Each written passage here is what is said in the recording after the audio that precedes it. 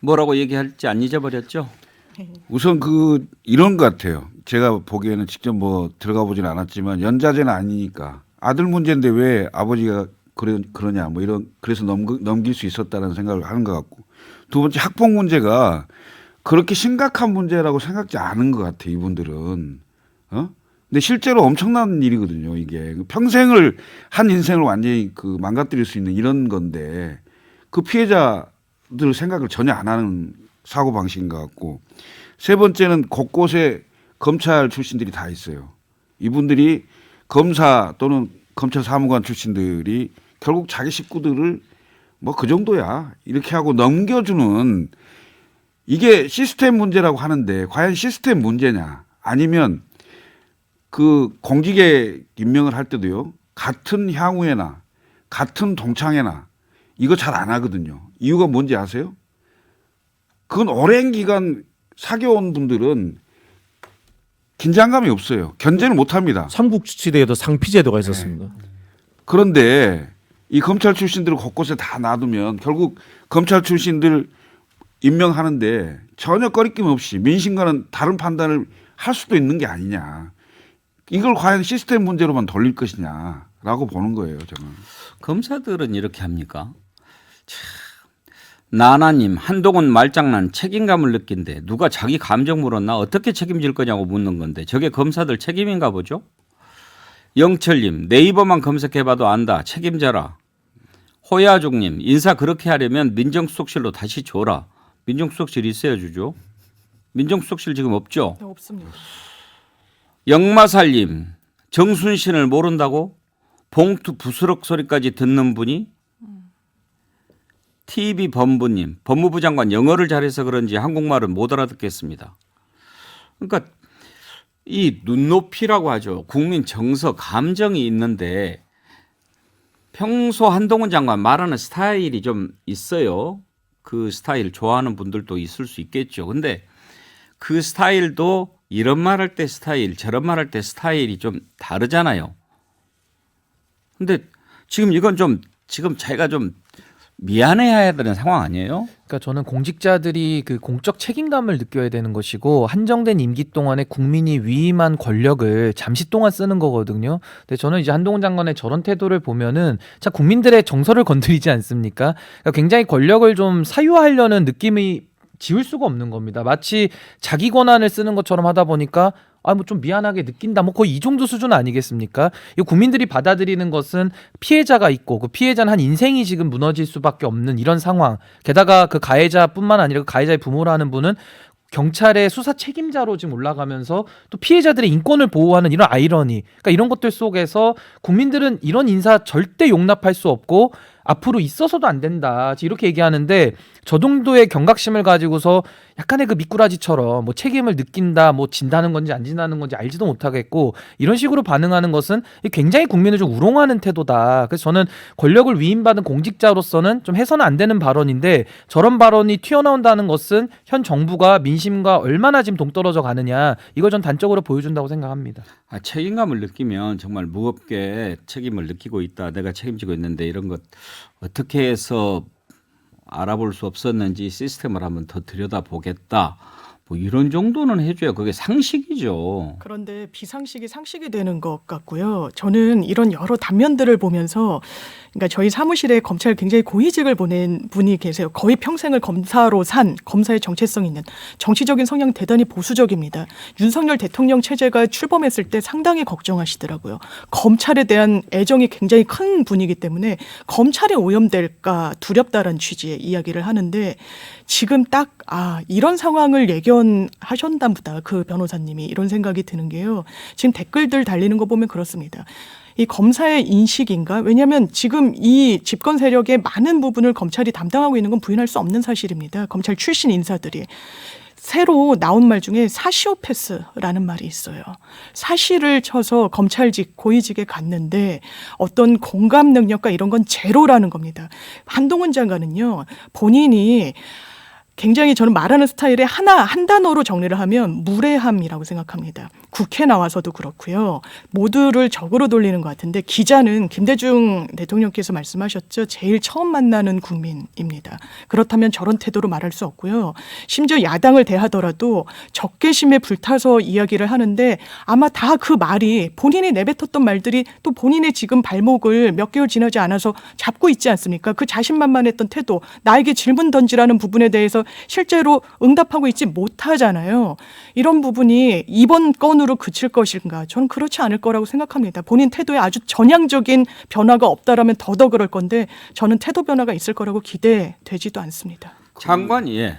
제가 한 말씀하면은 이 정치적인 관점에서 보면 한동훈 장관은 그 달변이 장점이 아니고 단점이 돼가고 있어요. 그러니까 과거에 대정부 질문을 할 때 민주당 집권 시절에 이낙연 총리를 기억을 하실 겁니다. 이낙연 총리가 굉장히 위트 있게 잘 받아친다고는 생각을 했었는데 결국 내가 생각했을 때는 이낙연 대표의 대정부 질문 때의 답변 때문에 적이 많이 생겼고 결국은 스스로 고립을 자초하는 꼴이 됐어요.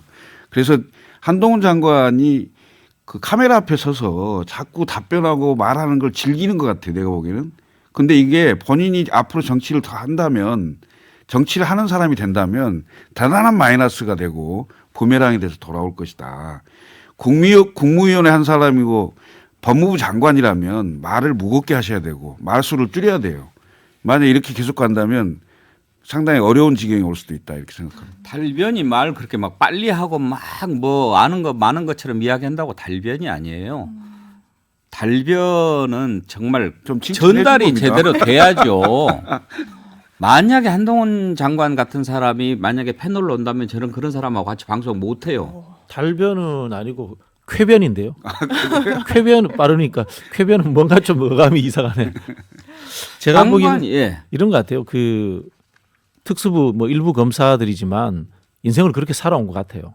우리는 이런 일이 있어도 서로 무마될 수도 있고 그럼에도 불구하고 진급하고 그런 상황 아니었겠나 이런 생각이 들고요. 여기 우리도 이제 두 분의 이제 법률가 계시니까 제가 여쭙고 싶은 게 검색도 안 해봤다고 했잖아요. 그럼 인사검증단에서 이게 직무유기 아닌가요? 한편으로 보면. 그러니까 뭐 직무유기로 본다기보다는 그러니까 이런 거죠. 인사정보관리단에 그 많은 공직자들이 있고 고위직 그 급수를 가진 공무원들이 있는데 도대체 그분들은 그럼 뭘 검증하는지를 본인들이 좀 답을 했으면 좋겠어요. 그렇죠. 그리고 또 예를 들자면은 궁금합니다. 이 서울중앙지검 때 같이 근무했단 말이에요. 한동훈 장관도 같이 근무했고 그다음에 이번에 인사검증단에 있는 검사도 같이 근무한 경력이 있대요. 그럼 대충 알지 않았을까요? 그런 사적인 관계가 있었다는 거. 그럼 이것도 이제 법률적으로 엄격하게 따지면 위계에 의한 업무방해에 해당되는 거 아닙니까? 그런 생각까지 들어요. 그 자기들 거는 다 덮어주는 거야. 그런 느낌이 들고요. 이 근본적인 출발은 검찰 정부라서 그런 거예요. 검경 수사권 조정에 의해 가지고 국가수사본부를 만들었으면은 그거는 검찰과 독립된 기관을 만들라는 근본 취지인데 거기다 검사를 안 친 거 아니에요. 일설에 이런 이야기가 나옵니다. 농담 비슷하게. 전국 노래자랑 진행하던 송혜 선생님 돌아가시니까 노래 잘하는 검사를 사회자로 넣자. 지금 세상이 그렇게 굴러가고 있어요. 장관이 저런 식으로 나오니까 경찰청장도 답변하는 것이 가관입니다. 윤희근 경찰청장 얘기 한번 들어볼까요? 이번 국수본부장 인선과 관련해서 제가 추천권자로서 일련의 상황에 대해서 안타깝게 생각하고 있습니다. 추천 과제에서는 좀 나오지 네, 몰랐습니다. 네. 몰랐던 것 자체가 문제 아닙니까? 네.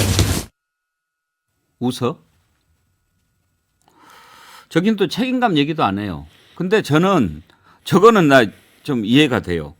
전혀 알지 못하셨다는 입장이신가요? 네, 몰랐습니다. 몰랐을 수 있어요. 그렇죠?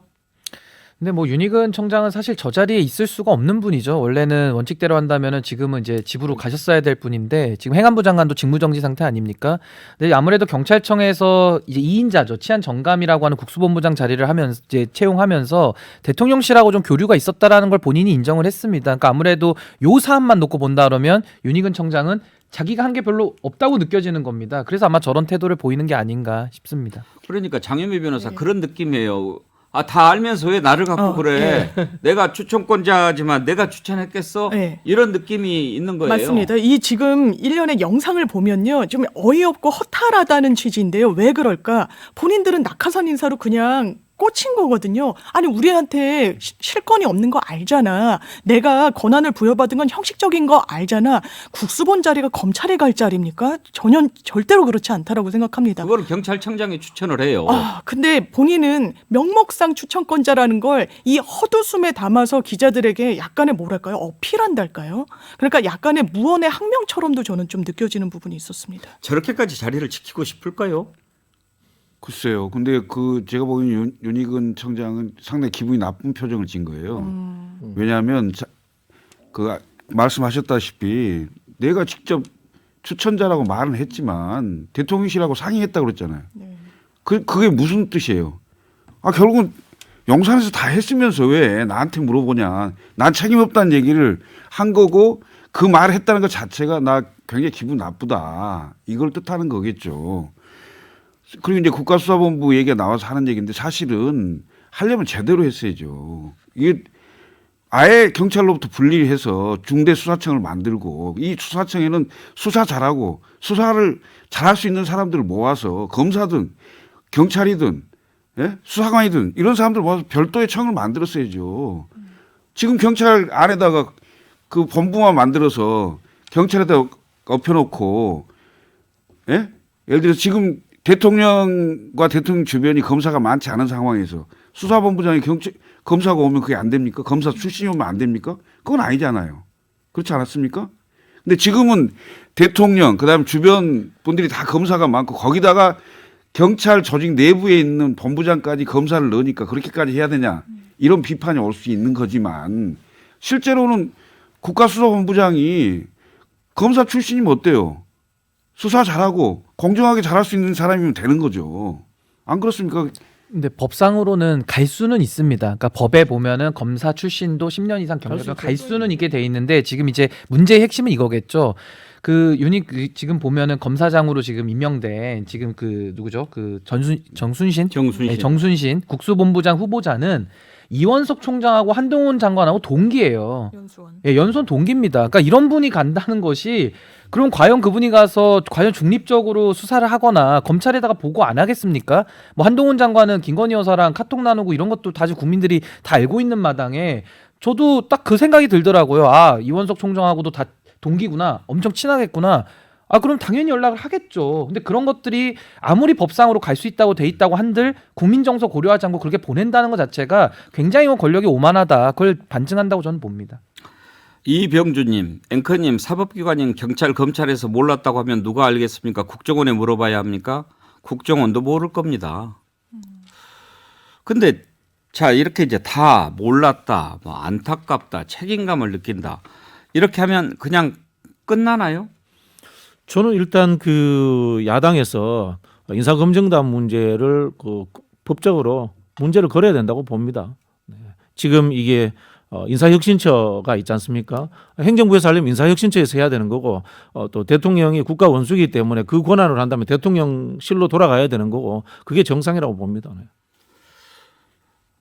계속 이런 식으로 가면 국민들이 절망하죠. 잘못한 부분에 대해서 1등님 죄송합니다 한마디면 되는 걸 그걸 안 해요. 딱 이게 지금 국민들 마음 아닙니까? 잘못했으면 잘못했다고 하고 처음이니까 뭐 모를 수 있잖아요. 그럼 잘못한 거를 잘못했다고 하면은 다 용서가 될 수 있는데 용서 안 되는 일도 있겠지만 그러면 그 부분에 대해서 해명을 하고 또 설명도 하고 그렇지 않고 그래도 국민이 이해를 못하면 죄송하다고 하고 국민들이 받아들일 때까지 해야지 그냥 뭐 국민들이 바이든으로 들은 것이 잘못됐다고 오히려 국민을 혼내질 않나 이건 아니잖아요. 그 요즘에 천하람 후보 계속 간신배 이야기하던데 간신배가 뭡니까? 내가 추천권자로서 일련의 상황에 대해서 안타깝게 생각하고 있습니다. 자기 생각이 아닌데 이 사람 추천해라고 했을 때 정말 나라를 생각하고 이렇게 가서는 안 된다고 생각하면 아니 되옵니다라고 하는 사람이 충신 아닙니까?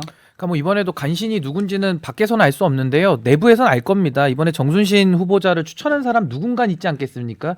뭐 자꾸 뭐 윤핵관 실체가 없다 이런 식으로 이번에도 뭐 추천한 사람이 없다 이렇게 설명하지 않는 이상은 안에서 누군가는 분명히 정순신 후보자를 추천한 사람이 있을 겁니다. 그렇다고 한다면은 저는 국민 앞에 저는 책임감을 마땅히 느껴야 되는 것이고 아까 뭐 이제 이거를 정부 조직적으로 우리 박진영 교수님께서 말씀하셨는데 전 이거 다시 뭐 대통령실을 돌린다 한들 인사혁신처로 보낸다 한들 이 정부의 전체적인 기조가 변화가 없으면은 저는 크게 변화를 못 느낀다고 봅니다. 그러면서 더 국민들하고는 멀어질 거거든요. 전 이 부분이 매우 좀 본질적으로 심각성을 느끼고 있습니다. 그래서 제가 이제 본질적으로 말씀을 드리는 게 이런 거예요. 간신배가 있다는 것은 혼군이 있다는 뜻이에요. 우둔한 임금이 있다는 뜻이지 않습니까? 거기에 대해서 내부 비판을 제대로 해야 된다는 생각이 들고요. 아까 우리가 처음에 시작할 때 천하람 후보 이야기했는데 천하람 후보가 이수석만큼 1등까지 못 치고 나가는 이유가 간신배에 머물고 있고 홍군에 대해서 이야기를 못하는 거예요. 이준석 대표는 양두구육이라고 대통령에 대해서 그렇게 바로 지적을 해버리잖아요. 그래야지 1등까지 갈 수 있는 거예요. 우리가 지금 이 문제를 들여다보는 것은 죄송하다 한마디 하지 않는 그것도 괘씸하지만 이걸 이제 그냥 넘어가면 어떤 문제가 생깁니까? 또 이런 일이 재발할 수 있다는 겁니다. 몰랐는데? 뭐 몰랐어요. 그렇게 하면은 또 반복될 수 있잖아요. 그러면 고쳐야죠. 자, 지난번에 인사검증을 법무부로 가져와서 이렇게 하기로 했는데 그런 것을 못 걸렀다. 그러면 고쳐야 되잖아요. 그렇지 않으면 또 일어나니까. 그래서 죄송하다고 사과하고 항상 우리가 이야기하잖아요. 사과, 진상규명, 재발 방지.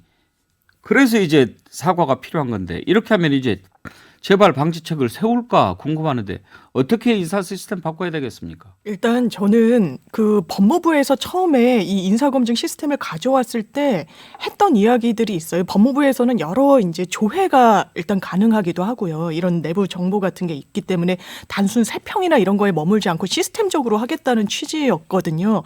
그런데 그게 실제로는 이루어지지 못하고 있는 것 같고요. 지금 말씀 주신 대로 점검을 하려면 최소한 반성이 있어야 되는데 지금 아마 점검을 할까 뭐 구조적인 문제가 있으니까 그 부분을 들여다보겠다는 취지로 한동훈 장관이 이야기를 했기 때문에 기대는 해보겠지만 법무부에서요. 본인의 어떤 직계 좀비 속 이 검증 대상자의 송사를 몰랐다? 이 신문에 나오더라고요. 전직 이 임명에 관여했던 이런 검증을 했던 분이 있을 수 없는 일이라는 거예요. 왜냐하면 대단히 간단한 일이거든요. 심지어 이 가해 학생 같은 경우에는요. 이게 보도까지 됐었습니다. 그래서 이걸 몰랐다는 건 이건 구조적인 문제가 아니라 검증을 거의 안 했다는 수준으로 느껴져요. 이게 과연 구조적인 문제인지부터 사실 살펴봐야 되고 너무 팔이 안으로 굽는다 이런 생각을 지울 수가 없습니다. 김철근 실장 법무부에도 좀 계셨죠. 그걸 왜 또 물어보십니까? 아니 내가 왜 그걸 여쭤보냐면 아니, 그러니까 지금 법무부에 있지는 않았고요. 몸은 가 있은 적이 있어요. 그러니까 예. 아니 뭘 여쭤보고 싶으냐면 예.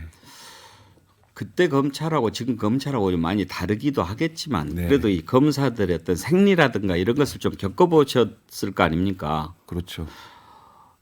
지금 이런 글 주시는 분들이 있어요. 그들은 사과는 범죄가 된다고 생각하는 것은 아닐까요? 이런 글도 주는데 검사들은 어때요? 정말 나는 잘못 저지르지 않아. 그리고 내가 저지른 잘못은 잘못이 아니야. 이런 생각들 합니까? 아니, 다 같은 사람들은 아니겠죠. 그러니까 일부겠지만 기본적으로 그 검사를 하는 사람들은 사법고시나 그 로스쿨을 다니는 거 아니에요? 기본적으로 공부를 잘하는 거죠. 그리고 요즘은 애들을 많이 낳지 않고 하나 둘 낳기 때문에 공부 잘하는 애들은 집안에서도 이른바 뭐 시체말로 오냐오냐고 동네에서도 오냐오냐고 어려서부터 완전히 받들어서 키워지는 사람들이죠. 그래서 그런 습성들이 좀 남아 있습니다. 그러니까 본인들은 굉장히 출세 지향적인 사람들도 많고 검사 전체를 하는 얘기 아닙니다. 제가 겪어본 일부의 검사들이 그렇더라 이런 얘기입니다. 예. 검사 무오류 뭐 이런 그 생각들을 좀 갖고 있는 것 같아요. 법조인들이 사과를 하는 거에 대해서 되게 저하는 그런 건 있습니다. 왜냐하면 실제로 이 한 정치인 그 재판에서도 본인이 SNS에 모두 다 내 잘못이다 뭐 이렇게 쓰니까 이게 재판에서도 상당히 좀 불리하게 작용을 했다고 그러더라고요. 그러니까 그런 걸 알기 때문에 이런 말 하는 것 자체를 대단히 저어해요. 그리고 저는 기자를 하다가 법조인이 됐잖아요. 제일 놀랬던 직역이 사실 검사였어요. 아, 사회 엘리트구나라는 게 기자일 때 그냥 제 머릿속에 관념이었습니다. 실제로 만나보면요. 저만 이렇게 평가하지 않습니다. 놀라운 건 많은 변호사들이, 법조에 이 가담하고 있는 사람들이 검사 출신들 이 정도밖에 안 되나? 일단 사람을 대하는 태도는요. 평생 사실 피해자들을 거의 다룹니다. 굉장히 본인이 높은 지위에서 사람을 내려다볼 수밖에 없어요. 그게 몸에 배겼다는 걸 부인하기가 어렵습니다. 그렇다면 법리에 상당히 박느냐. 수사기관은요. 수사를 하는 겁니다. 법률을 판사는 뭐 형사, 민사를 다 다루기도 하죠. 변호사들도 마찬가지입니다. 근데 민사 법리에는 상당히 취약하기도 하고요. 형사 법리에 엄청나게 박느냐. 제가 거의 굉장히 고위직에 있던 분이랑 이렇게 협업으로 재판을 진행하는데 증거 부동이라고 저희가 아주 기초적으로 하는 게 있는데 그걸 제대로 못하는 걸 봤어요. 왜냐하면 수사를 오랫동안 해오면 그럴 수밖에 없습니다. 그리고 굉장히 좀 무례하다라는 점, 상식이 좀 부족하다는 점에 많이들 의견을 모으고 있어요. 그런데 본인들은 상당히 잘났다라고 생각을 하는 거죠. 근데 저는 사실 이렇게 생각하는 게요. 이게 지금 법조인들, 특히 검사 출신들이 현 정부 들어서 대거 정치권에 들어오지 않습니까? 뭐 장관직도 정무직이니까요. 그러니까 그분들이, 검사들이 정치권에 들어온다고 해서 정치가 법치로 바뀔 수는 없지 않겠습니까? 본인들이 바뀌지 않으면 본인이 정치를 하면 안 되는 것이죠, 사실은. 근데 저는 뭐 검사들에 대해서도 뭐 사실 이걸 참 집단적으로 어떻게 뽑아내긴 참 어려운데, 지금 말씀하신 그런 경향들도 있는 것도 맞고요. 또 좋은 검사도 있습니다. 근데 그렇게 해서 물을 탈 수 있는 성질은 아닌 것이고, 지금 어쨌든 한동훈 장관 같은 경우는 이런 상황에 대해서 본인이 정무직 장관으로서 책임을 통감한다. 앞으로 철저하게 점검하겠다. 그리고 그걸 못할 거면 직이 있을 이유가 뭐가 있습니까? 그냥 나가서 변호사 하시면 되죠. 그리고 정치를 하시든지. 근데 그런 게 아니라 정치의 영역에서 자꾸 이거를 법치화시키는 것 자체가 좀 근본적인 문제가 있다 이렇게 봅니다. 얘기하신 김에 지금 이런 문제가 생겼는데 다시 이런 일 안 생기게 하려면 어떻게 손을 봐야 할 것 같습니까? 근데 저는 이런 일 무조건 반복된다고 보고요. 지금 뭐 안 고치는데 그 문제가 사라지겠습니까? 그리고 저는 이거를 바꾸기 위해서는 글쎄요, 뭐 저도 근본적인 방법까지는 잘 떠오르지는 않는데 그냥 이것은 뭐 계속 견제하고 감시하는 수밖에 없지 않나 그 생각이 저는 듭니다. 뭐 한동훈 장관이 사퇴해야 된다고 봅니다. 사퇴해야 되고요. 주요 인사 검증을 하는 자리에 대통령의 측근, 그 측근 중에서도 오랜 세월 동안 습관지어진 사람들이 가면 안 된다. 그런 생각이 필요합니다. 대통령이 바뀌어야죠. 생각이. 안 바뀌잖아요. 결국은 이게 해야죠. 용산에서 이 사람 시켜 이렇게 하지 않았으면 이렇게 됐겠냐. 다들 그렇게 보지 않아요? 그렇게 했다 손치더라도 사실은 그 법적인 검증을 다 거쳐서 가능하다, 불가능하다 이런 판단을 하게 해줘야죠. 근데 그것을 안 하고 그냥 뭐 무슨 일 있겠어 이렇게 간다면 그건 문제가 있는 거고요. 이런 상황에 대해서는 한동훈 장관 최소한 사과는 해야죠. 혈압 올라가니까 여기까지 합시다. 오늘 3.1절인데 네, 함께해 주신 여러분들께 감사드리고요. 두 분 선정했습니다. 죄송합니다. 한마디면 되는 걸 그걸 안 해요. 1등님 정답 주셨죠. 예, 저희가 전지현씨 BHC 치킨 쿠폰 보내드리겠고요. 도희안님이 이런 걸 주셨어요. 일본 사는 애청자입니다. 3.1절을 단순히 빨간 날이라고 생각해서 부모님께 아들 보러 놀러 오시라고 했다가 3.1절이 무슨 날인지 잘 생각해 보라며 단칼에 거절하신 저희 부모님이 오히려 자랑스러웠습니다. 이런 글을 주셨는데 이제 놀러 오시라고 그랬는데 야 다른 날도 아니고 3.1절에 내가 일본 가겠냐 이런 뜻으로 부모님이 거절하셨던가 봐요. 네, 도희아님 저희가 선물 드릴 텐데요. 일본까지 이게 갈 수 있는 일본에도 치킨 있나요? BHC 부모님 드릴 수도 있으니까요. 저희한테 그걸 보내주시면 저희가 보내드리도록 하겠습니다. 오늘 네 분 수고하셨습니다. 네, 감사합니다. 감사합니다. 백운계 시사일번지 함께해 주신 여러분 감사합니다. 내일 오전 11시에 다시 찾아뵙겠습니다.